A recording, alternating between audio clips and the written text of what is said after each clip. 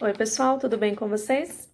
Eu resolvi gravar esse vídeo para falar um pouquinho sobre as características do artigo de opinião. De forma assim bem breve, eu quero só delimitar com vocês alguns passos que nós precisamos adotar na produção de um artigo de opinião ou até mesmo para entender algumas diferenças entre o artigo de opinião e o texto dissertativo argumentativo.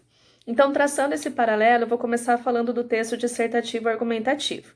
É um texto no qual nós defendemos um ponto de vista, defendemos uma opinião, mas nós o fazemos em terceira pessoa. A pessoalidade não é bem vista nesse tipo de texto, ok? Então, sempre terceira pessoa, verbos ali impessoais e tudo mais.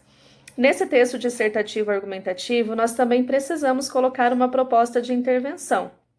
E o título, nesse tipo de texto, é facultativo, você escolhe colocar ou não. Ele é desenvolvido ali numa quantidade entre 3 e 4 parágrafos, ou podendo chegar até 5 parágrafos, estamos falando aqui do modelo Enem, por exemplo, e você precisa comprovar o seu ponto de vista, então você sempre vai precisar de argumentos de prova concreta para você ter base ali, fundamento na sua argumentação.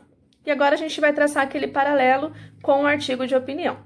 No artigo de opinião, nós também defendemos um ponto de vista. Nós também precisamos justificar esse ponto de vista com bons argumentos, e esses argumentos precisam ser comprovados. Então, envolve muita pesquisa e muita comprovação. Diferente do texto dissertativo argumentativo, no artigo de opinião, o título é obrigatório. Outra característica é que no artigo de opinião eu posso ou não colocar o olho. Lembra do olho, que é o subtítulo, né? A gente percebe isso nos textos de notícia, de reportagem e tudo mais. Então, o artigo de opinião está relacionado a esse tipo de texto de notícia também. No artigo de opinião, eu não preciso terminar com uma proposta de intervenção. Não é proibido falar em solução ao final do texto, mas não é assim algo que é exigido nesse tipo de texto. Você pode finalizar somente reforçando a sua tese, reforçando a sua opinião. E uma outra característica muito importante é que no artigo de opinião nós podemos e devemos utilizar a primeira pessoa. Por quê? Porque é um artigo de opinião que manifesta a opinião do autor, propriamente. Diferente do texto dissertativo argumentativo, em que eu preciso ser impessoal, nesse texto, artigo de opinião, eu preciso da primeira pessoa, tá? Sem aqueles excessos. Então, o eu acho, o eu acredito, ele não valoriza nenhum tipo de texto, tá?